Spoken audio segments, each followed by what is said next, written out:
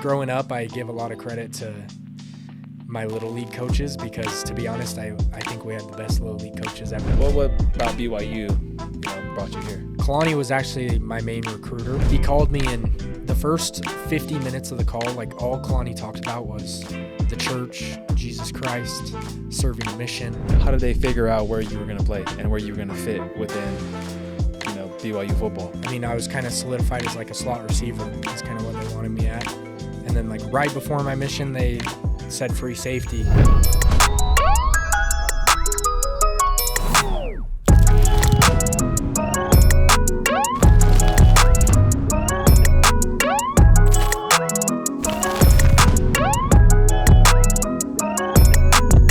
What's up, Cougar Nation? Welcome back to another episode of Inside the Y. I'm your host, Hinkley Rapati.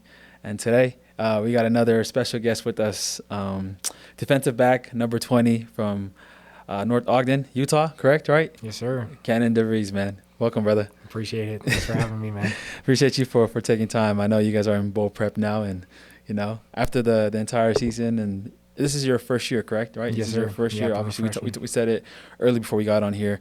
You gray-shirted your first year, and now obviously this was your first time playing. BYU has gotten a little bit of a glimpse of what you can do. I still remember the first time I saw you out there, and I think it was Portland State. You had a punt return. Yeah. And you took that thing pretty far, and I'm like, wait up, who is this kid, bro? And I saw, I was like, DeVries like, oh, yeah, I met him before, but like, you know what I mean? I think that's our first introduction for a lot of people. But honestly, you've already created buzz before you came to BYU. A lot of it has to do with, you're literally the definition of an all-around athlete, bro. We delve into your bio a little bit, and I don't usually do this, bro. I don't usually like read stats off. I think the only person I've ever done this with was LJ Martin, and obviously, you know what I mean? You know who he is. Yeah. Everybody knows who he is. You're kind of up there when it comes to your stats, brother. It's crazy. I'm going to just read a little bit of what you've done in high school, okay? So career, 148 tackles and 16 interceptions. 5 of them he returned for touchdowns, so 5 pick six. It's crazy. Rushed 41 times for 408 yards and 6 touchdowns in 2021. Caught 66 passes for 947 yards and 10 touchdowns in 2021, which is your senior year, correct? 21? Yep. Recorded 85 tackles and 5 interceptions in 2021. 3 seasons with at least 4 interceptions and had 7 in 2020, his junior year. Career, 2 punts returned for touchdowns and 1 kickoff. As a junior, averaged 44 yards per kickoff return and 21 per punt return, which is crazy, bro. A career overall, 3,343 all-purpose yards, and then obviously helped your high school get to the 2020 and 2021 Region 1 championship, bro. That is a crazy stat line, man. Appreciate it. Before we dive into, obviously, football, man, we mentioned earlier you're from, North Ogden. How was life growing up there? And kind of how did it get to the point where you were this, super studded athlete, bro? Yeah, I loved growing up in Ogden. It was a great place. There's great people up there and lots of people that are just willing to support you and kind of be behind you. And if that's school or in sporting or whatever your thing is, playing piano, right? All those little things, you have people in your corner that want to help you out. And growing up, I always loved playing sports, but no matter what it was, like football, basketball, running track. I was a fast kid growing up, so I loved just any type of sport, like anything that got me going. I just was able to showcase. And maybe not soccer. I will say, like, my feet, like using my feet like that, I can't do. The coordination with soccer is different. Yeah, it was different. But anything else, I loved just playing sports, competing, and just trying to win in everything that I did. And growing up, I give a lot of credit to my Little League coaches because, to be honest, I think we had the best Little League coaches ever. Like, we were that team that was 72-2, like we lost 2 games like over the course of 8 years or whatever it was. And they just taught us from a very young age how to be respectful, how to say yes, sir, to your coaches and how to look them in the eye, but just how to play the game the right way.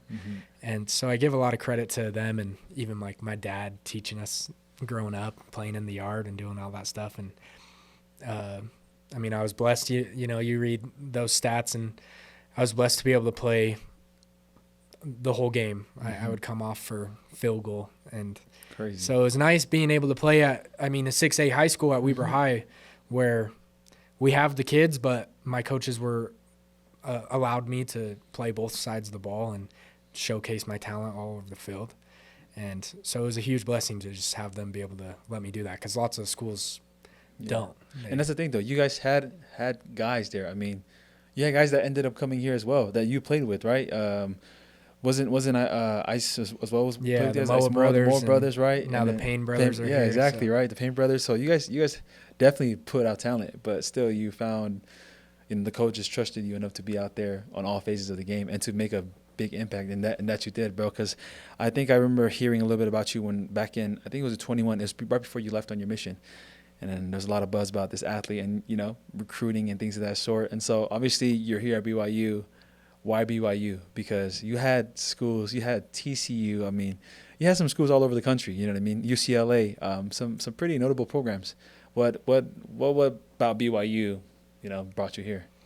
Yeah, I share this story a lot of times when people ask me this question, because it's honestly what got me here. Was Kalani was actually my main recruiter. So okay. I didn't necessarily have like a position coach that was. Yeah. I talked to everyone, but Kalani was my guy, and wow, he was the very first person from BYU to ever call me.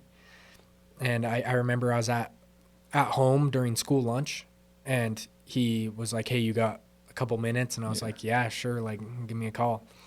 And he called me, and the first 50 minutes of the call, like all Kalani talked about was the church, Jesus Christ, serving a mission. Wow. He talked about all those things, and like those were things that were very high standard in my life. Mm-hmm. And I knew I wanted to serve a mission. I knew that's what I was going to do right after high school. And lots of other programs, when I would tell them that on the phone, they kind of would pull away. They would say they're not really interested anymore. Yeah. Because they don't do the mission thing. Mm-hmm. But with Kalani, he said that's exactly what you should go do, is you should go serve the Lord. And to me, just right off the bat, that was a very strong impression of a coach that I wanted, was someone that trusted me and wanted me to pursue my dreams. And so I got offered March 2nd of my junior year, and I committed legit like right 26 days later. Like, oh, wow. It was like that same month, just prayed about it a lot. And I had a lot of these other amazing schools that were interested, but at the end of the day, like, I felt very strongly that that's where the Lord needed me to be. And, it's worked out great ever since, so I've never turned back. Heck yeah, bro. But before you got here, you went on a mission, and you talked about that in your conversation with Kalani, something that he encouraged you to do. And so you did. You went on a mission. You served in Houston, Texas, correct? Yep. So talk about that experience, man, and how much the mission's meant to you. Yeah, the mission was everything for me. Honestly, like, looking all on my whole life, all the big games I played in, all the like awesome memories I've had sports-wise, like, I've never had more fun than I did on my mission. Just there's something different about going out and helping all your brothers and sisters come unto Christ, no matter what they look like, no matter what language they speak or their circumstances of life. You have one goal, and it's to help them, come closer to their Savior. And so the mission for me was everything. It taught me how to pray, how to read my scriptures, how to trust in the Lord and be able to lean on him in hard times. And Houston, it's a great place because... That's what I say. It's very different from North Ogden. Yeah. I have a cousin who served there, actually. And, she's definitely had some crazy stories. And so talk about the transition as well. For sure. I was an English missionary. So we had 5 different language missionaries out there. But English, like, you're kind of the rare breed, like, because it's a melting pot. So you got people that speak languages from all over the world. Everyone's coming in there and moving in. And so I was mostly in like the downtown areas, kind of like the trenches of Houston, And so it definitely was like a culture shock. I was just like, whoa, like I'm here. Like I gotta be careful. Like I was kind of scared when I first got there, but something about the white shirt and tie and the tag, like you're just fearless. And I would ride my bike through those streets, and I just fell in love with everyone there, and being able to talk to so many different people and hearing about their background and aspects of life. And now, it's super cool because in the corner room, I got buddies that are from Texas, and even talking to like Trey Alexander and even Coach Ray, the receivers coach, because he's from Houston. I would tell him about like my experiences, my crazy stories, and in kind of the trenches of Houston. And even that, they were like, "Whoa, like you were there? Like no way, you know, like you shouldn't be." Why they send you over moment. there? Huh? Yeah. But it's been cool to be able to like bond with my teammates over that, with things that, you know, that they're not members of the church, but ultimately we have that respect for each other that like it's super fun to talk about. Yeah. And I feel like it definitely, especially for my mission as well. I mean, I feel like it prepared you for the relationships, for my future relationships here, you know, here at BYU. You know, guys that grew up in that background that I'm not, you know, used to or whatever it is. I feel like it's definitely helped me with building, you know, better relationships with those people, and you know, and so that's kind of awesome, bro. You know brought that up. Obviously, you were there in Houston, but you in the back of your mind, were there ever like, obviously you know that you were coming to play here at BYU. How was the transition of like, okay, did it hit you all at once? Like, okay, I got to prep, or were you like little by little kind of just working out and getting ready to come back and play, or like how was that? How were you able to balance football while you're out there? Because I know a lot of guys, some guys would be like, yeah, they're able to focus and just, you know, focus on the mission and come back afterwards. And how was it for you? Yeah, I think my main focus was always like on the principles of being a missionary, just, you know, living the gospel. But I mean, every morning I would wake up and work as hard as I could because I knew the goal of coming and playing when I got back. And so you're a missionary, you know, like you don't have the equipment, you don't have the time. You get 30 minutes in the morning, and so I was doing the best I could, like, and if I could go back and redo it again, I would have just been running the whole time. Because in my head, I was always like, oh, got to get big, got to get fast, got to get strong. And so I was focusing too much on like push-ups and all that stuff, or trying to find weights, when really I wish I would have just been sprinting and keeping my legs going. Because when you come back, like your body's not ready, your legs aren't like they used to be. So that was hard for me, coming back home, just getting back into training and getting back into everything. You're not used to it. I love that you said that, because I totally agree. I feel like in your head when you're out there, you're thinking you're prepping to come back and play football. Like, oh, just lift and get big, you know what I mean? Get faster. Really, I wish I just focused on the getting faster part, you know what I mean? Just going out there and doing sprints and, you know what I mean? I feel like it was too much emphasis on just lifting, like you said, push-ups and stuff like that. And you get here, and it's a whole different, I feel like it's a whole different ball game. It's not what you expect. Obviously, you have your experiences in high school, but then college ball is a different speed. You know what I mean? You come from a place where like you're one of the top guys, and now you're here. And it's like everybody is that at wherever they're from, and now they're all here. You know, and so kind of you got to figure out different ways to stand out and to, you know, elevate as a player. Talk about the experiences with transitioning from the mission and then the speed of the game and how that's been for you. Yeah, like you kind of mentioned, I think at the start, I gray shirted when I got home, and so the coaches were nice because I was able to come down and do some summer training and summer workouts with the team and everything. Yeah. But ultimately decided that I think gray shirting would be the best option for me to just get my body reaccustomed, and which was a blessing. It totally helped me a lot. And I mean, this season I've stayed really healthy and strong, and I think the gray shirt helped me do that a lot. And so I'm glad that BYU allowed missionaries to do that. As the speed of the game wise, I think playing in the game and like the speed of the, like when you're actually out there on the field, I think it's very similar. Just like you're in your zone, you get in that football mindset and in the zone, and everything kind of slows down. And so for that was kind of the same, but it was more the lifting and conditioning, like the intensity of every time you step in the weight room, every time you put your cleats on to go run, like it's not just a walk in the park. Like you're going in there every day to prove yourself, to show the coaches what you got, and also just like you got to get better. So you're giving it 110% every day. And so and you came in, you know what I mean, talking about the game speed, but actually it starts in practice. So obviously you know you've been practicing with the team. You went through the summer ball and fall camp. Kind of what was the biggest, would you say, what's that called, like transitioning or phase in the game where you kind of had to, like, you know, besides from obviously lifting and working out, just kind of like in that sense. So what was the biggest challenge? That's a good question.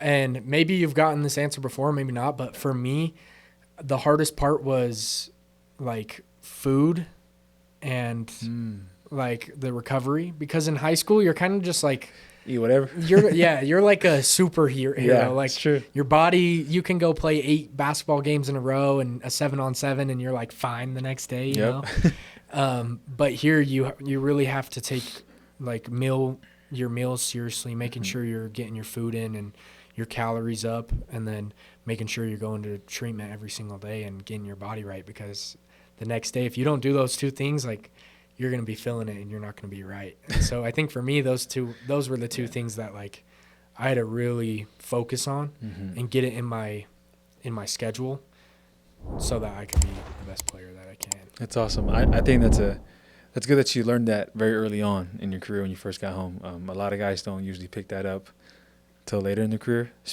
I'm speaking from experience, because when I first got here, I was kind of still in that mode where like, oh, I'm invincible. You know what I mean? Like everything feels good. I don't really need to do treatment. You know what I mean? I'm usually just, I'll eat what they tell me to eat, but then I can just go out and grab, a Happy Meal real quick at McDonald's, I don't order a Happy Meal, but it's like I just feel like I learned that kind of later on in my career. You know what I mean? My last couple of years, when I realized, oh man, my body's starting to talk back to me. You know what I mean? And people don't understand how hard it is, that transition from literally not doing anything football for 2 years and then coming back and then having to, get back into game speed and so.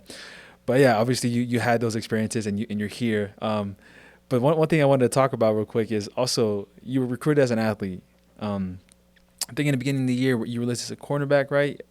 Or was it the other way around, nickel quarterback? And they kind of talk about how did they figure out where you were going to play and where you were going to fit within, BYU football, because you can literally do it all. So kind of talk about why you chose defense, or maybe it was something the coach chose for you. Yeah, that's definitely been a journey for sure. When I first got recruited, I was getting recruited as an athlete before my mission. They talked, I was kind of solidified as like a slot receiver. That's kind of what they wanted me at. And then like right before my mission, they said free safety. And then coming home from my mission, I was calling Coach Hill, and he wanted me at free safety. And then the first day of spring ball, they came up to me actually, and they're like, we want you to switch to nickel and go with the corners. And so it's kind of been like a wild ride, which I think is it's respect to me, because they see that I can play, wherever the team needs me. Yeah. But also like the transition, I've never played corner before in my life, so it's been learning from the guys in that room, learning from Coach G, and being able to implement that. And I feel like I've picked it up really well, and obviously like still doing the returns and everything like that. So I'm excited for the future, like just knowing that, I can play wherever they need me to, even if they need me to play offense or whatever it may be. Like I'm ready. So talk about the corner room, man. Talk about the guys in the corner room, and I feel like if I remember correctly, you're kind of the minority in that group, right? And so obviously a lot of different guys with different backgrounds. Talk about your experiences being in the corner room and kind of the dynamic of the corner room. Yeah. Like you kind of already said, like people will see it, but I'm the only white guy in the room. So it's super fun. Like I love it that way. And the corners have been awesome, because joining their room late, they just accepted me with open arms and treated me like their brother, like I was one of them. And, they gave me a nickname of Cannonball, like right when I got there, and just have really like asked me personal questions about my life and got to know me, and they come and say hi to my family after the game and stuff like that. And so it's really cool, because we're a tight-knit group. We're super, like, we're brothers, but at the same time, we're very accountable to one another. When we watch film, like, we get on each other, and it's no mercy. Like, we're going to tell you if you're messing up, and that's out of love, because we want everyone to be the best that we can. And so we're hard on each other, but we show a lot of love. So. Heck yeah, bro. I've done this a couple of times with other guys with their position groups, but I'm just gonna call out like who you think is this and this, and you just say whoever you think it is. But who would you say that is the dad of the team, or the dad of the corner room, like that gives like the pops vibes? Ooh.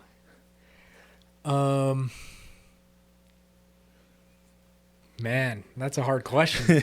I would probably say Evan. Evan Johnson. Yeah, he Papa Schmeb. he sits up there and just like jokes around the whole time, kind of is sarcastic, but then he'll be like, "Oh, I would have made that play," or "Man, I he's always saying he's got the best hands in the corner room, but I do for sure." And so it's just there's a lot of you guys in the corner room that played both ways in high school and excelled both sides. You know what I mean? So I know that's a conversation.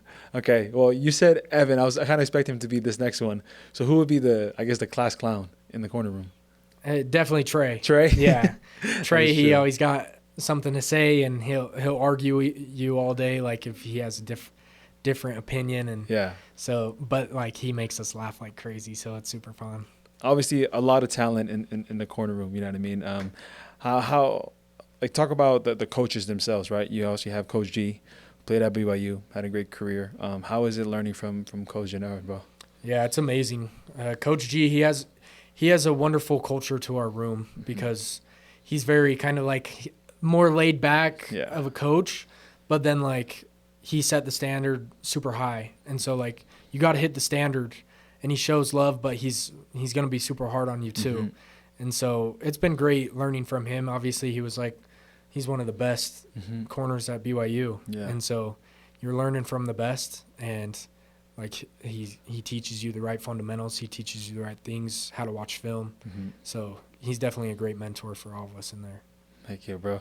So obviously you've got it in some you got a little bit of Cougar Nation has gotten a little glimpse of what you can do, this year. I know that's being very modest, but like you've always had a punt return. You had a couple tackles, things of that sort. What does the future look like for you? What are you hoping to make happen in the next couple of years during your time here?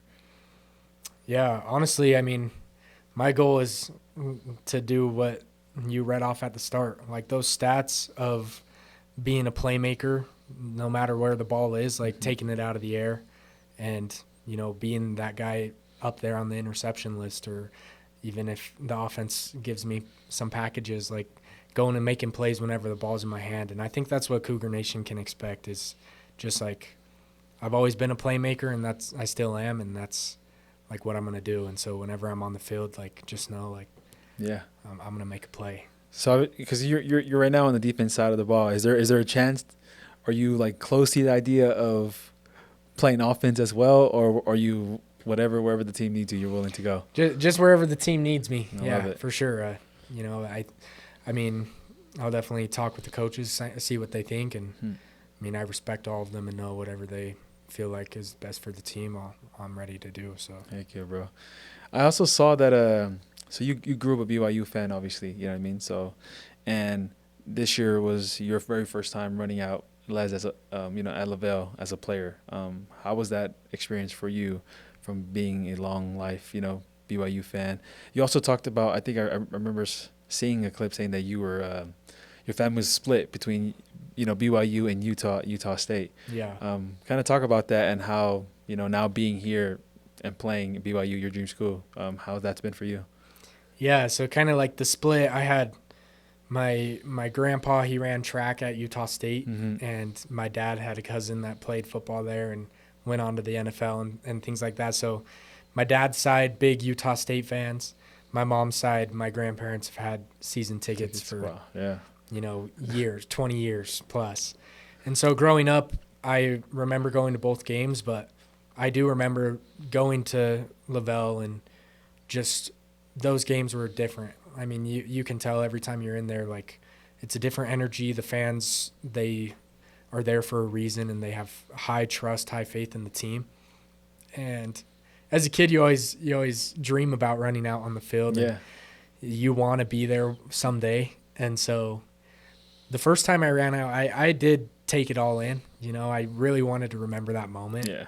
And so just standing there in the tunnel, everyone's going crazy. The music's really loud, and you're running through, and you go run up, touch the banner, go pray in the end zone, and you do those things. And I think it's just, I mean, you can't really describe it. It's more just like, it's just a childhood dream that's actually coming true. And so it's definitely a cool moment. For sure. I mean, as surreal as it is for you as a player, I'm sure it's the same for your family, right? And then being able to see them after every single game is just the cherry on top, bro. And so that's awesome, brother. Before we come to the final questions, but one thing I did want to ask you is, after now your freshman year, it's done. I mean, you guys are getting ready for bowl prep. What's one thing you feel like you can take away from this year that's helped you, the most right now so far throughout the season, and that'll help you with your career for the next couple of years here? Yeah, I think specifically, it can be specific about the team as well, not just personal. Yeah.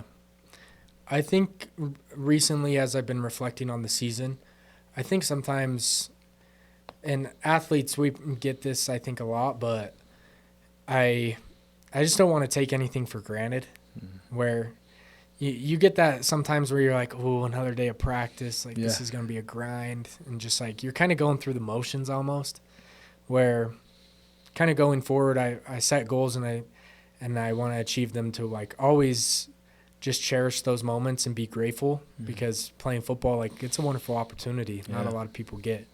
And so just making sure I go out there and take advantage of every opportunity, every rep in practice, watching film, like making sure I'm paying attention, always writing down notes. And so just being intentional with everything, I think, is just something. Being in the moment, you know what I mean, and take it all in. I love that, brother.